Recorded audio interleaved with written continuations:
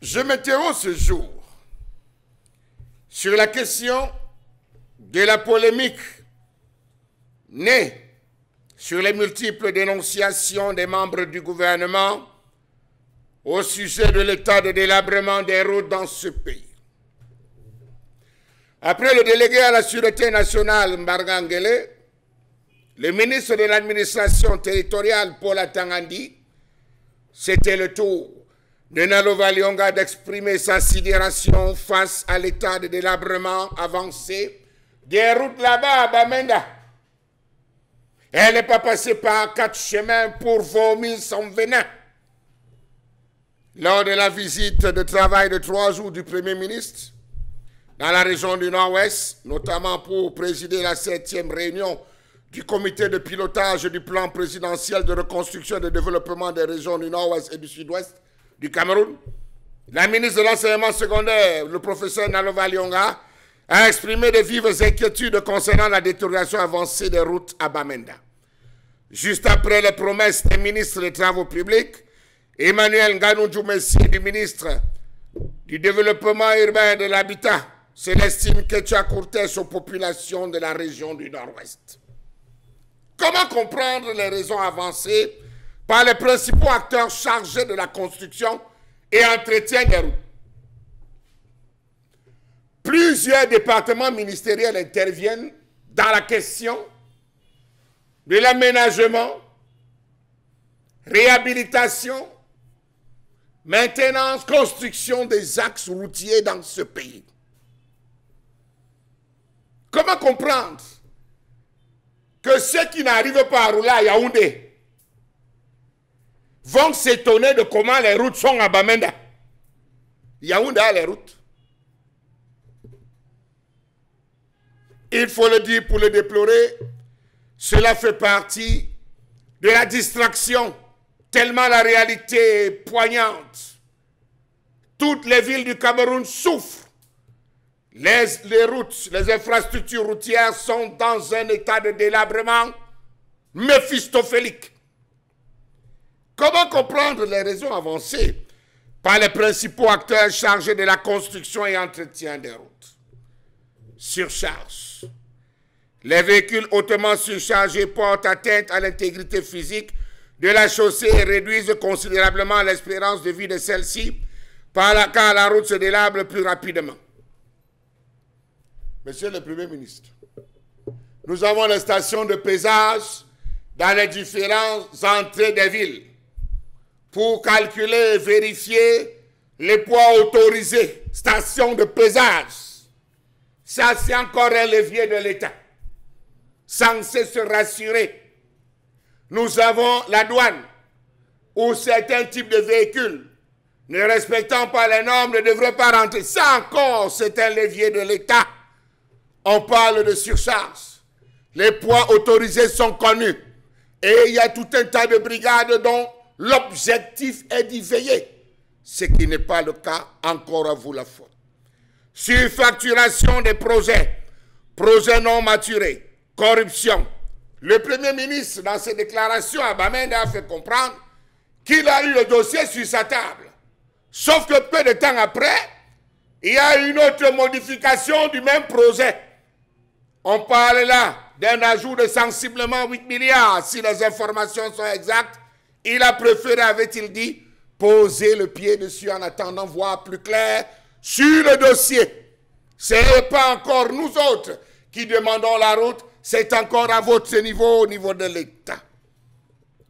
Corruption aggravée, corruption exagérée et, précisons-le, cadre institutionnel, gestion irrationnelle et approximative des réseaux et défauts d'entretien. Le délabrement des routes au Cameroun est un problème majeur, avec une grande partie du réseau routier, notamment dans les zones urbaines, dans un état de dégradation avancée. Ce phénomène a des conséquences sur la mobilité, l'économie et la qualité de vie des populations. D'après les données consultées, le réseau routier en mauvais état s'est aggravé, passant d'environ 69,28% en fin décembre 2023 à 71,7% au 15 juillet 2024, soit une accentuation d'environ 1,8% à l'espace de 7 mois. Sur un linéaire global de 121 873 km. Cela représente 86 529,83 km de routes en mauvais état. Toujours d'après le ministère des Travaux publics, 17,76% de routes sont en moyen état, contre 11,17% seulement en bon état. Dans cette fourchette, 8,4% de routes sont bitumées, c'est-à-dire 10 234 094 km, comparé à 111 638 km en terre. À l'observation, aucune des 10 régions du pays n'enregistre 25% de routes en bon état, pas plus qu'elle n'affiche 30% du réseau en moyen état. Autre question. Il y a quand même le ministère chargé de la régulation des marchés qui entre dans les négociations, qui choisit, qui va construire la route, aménager, faire la maintenance. Lui aussi à ce niveau, il a sa part de responsabilité, encore l'État. On a souvenance que le ministre des Travaux publics avait posé la question parce que descendant pour observer la pénétrante ouest, il avait demandé qui vous a recruté. Comment vous êtes arrivé ici? Est-ce que vous avez l'habitude de faire ce type de travail? Cela laisse tout entrevoir. Comment on comprend cette situation lorsqu'on sait qu'environ 208,2 milliards de francs CFA ont été transférés aux collectivités territoriales décentralisées entre 2018 et 2024 pour l'aménagement, pour les travaux routiers, avec une priorité sur les communes. 195,3 milliards de francs CFA et 12,9 milliards de francs CFA alloués aux régions, ce qui en fait une moyenne de 21 milliards de francs CFA dépensés pour la cause par an des axes routiers. Mais jusque-là, on n'a rien. Qu'est devenu donc la cohésion de l'action gouvernementale dans ce pays s'il faudrait attendre cette rencontre du Nord-Ouest pour que chacun vienne dire dans quel état se trouvent les axes routiers? Quelque chose de banal et d'étrange. Sortir de Douala pour aller à Bekoko, vous allez mettre désormais 5 heures de temps. Après le carrefour musique, il y a le rail. Rail, aujourd'hui, où ce n'est plus un lac. Non, ce n'est plus un lac. Ce n'est même plus une mer. C'est un labyrinthe, c'est les abysses. Que se passe-t-il dans ce pays pour que le ministre s'interroge au même titre que nous? Comment comprendre le silence assourdissant des principaux responsables de la route face à ces deuils inutiles, à ces pertes humaines évitables et intenables? Les interpellations répétées, les accusations lancinantes de la population restent lettres mortes, englouties dans un gouffre d'indifférence et d'inaction. Les promesses vides et les discours creux ne suffisent plus à dissimuler la réalité cruelle qui s'abat sur ceux qui devraient être protégés. Pourtant, le chef de l'État, dans son adresse à la nation, le 31 décembre 2024, avait déclaré, je cite, « Je suis conscient du sentiment de frustration qui vous habite au regard de la dégradation de nos voiries urbaines et interurbaines. Cette situation, vous vous en doutez bien, a un impact réel sur les activités économiques et est très souvent à l'origine de nombreux accidents de la circulation.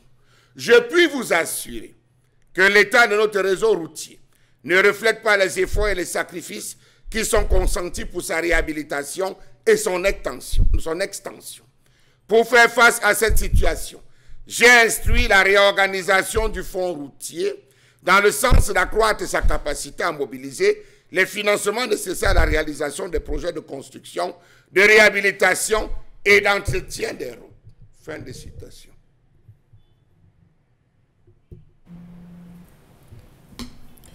Encore des